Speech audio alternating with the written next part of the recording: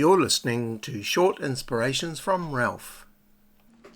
10 Things Your Child Should Catch You Doing, Part 2. We talked in the last episode about displaying love and affection in front of your children, which is an incredible antidote to the other side of that, which is disharmony and arguments and even hatred at times.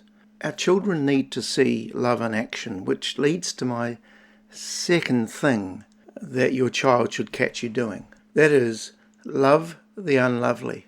At times, break out of your usual groups, the people that are easy to love, and find someone to invite around, even around your dinner table, that is a challenge. Those that are lonely, to the generally shunned in our society. You see, love your neighbour doesn't mean love the ones who are easy to love. Jesus told us to love the unlovely. And you have to decide what that means to you. You see, we need to look through and beyond the unlovely exterior that can be portrayed and see the precious human being that God has created. My mother particularly used to do this, and we would find all sorts of wasps and strays in our house and around our table. And I remember one time that we were coming back on a train from a holiday, and there was a couple from the North Island. We were coming back to Dunedin that we'd never ever met. We didn't know them. They weren't related. Didn't seem to be very wealthy people or anything like that. And they were coming to Dunedin for a holiday. And Mum, of course, invited them home to have their holiday, but it wasn't just for a couple of nights. It ended up about 2 or 3 weeks. And there were many other stories I could tell you about that. But we repeated that with our own family. And I remember our kids seeing lots of people come, and people who were in trouble come and stay. Strangers came for Christmas Day, etc., etc. Now, it wasn't as though we had to have our homes as railway stations with people coming and going all the time. It sounds like that. But you find that kids just love having different people at the table.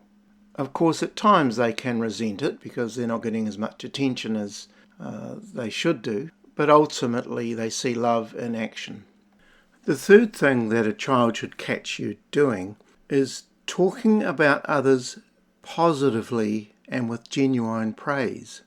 If there are things that are more to do with people's personal or even negative issues, then they should stay out of the arena of children.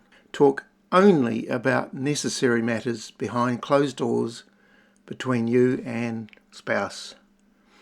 I say this because in pastoral ministry there were many things to discuss with my spouse, and I recall us talking, and then a child would come into the room and we would go quiet on the subject we were discussing. Sometimes the kids even thought we might be talking about them.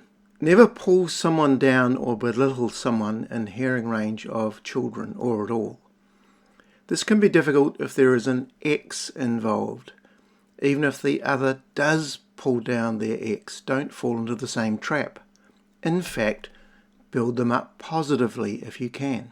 As a pastor and preacher, I was always aware to not allow hypocrisy between the church and home to develop. In other words, what I say in the pulpit and what I do at home should match up as much as possible. This can also be true in other professions or places wherever you work and live. Also, if parents who in church leadership particularly get knocked around or hurt by the church, then keep this even private. The last thing you want to do for children is to somehow get hurt by the church too and not go back there. I'll leave the last words in this episode to David in Psalm 19:14. May the words of my mouth and the meditation of my heart be pleasing to you, O Lord, my rock and my redeemer. God bless you.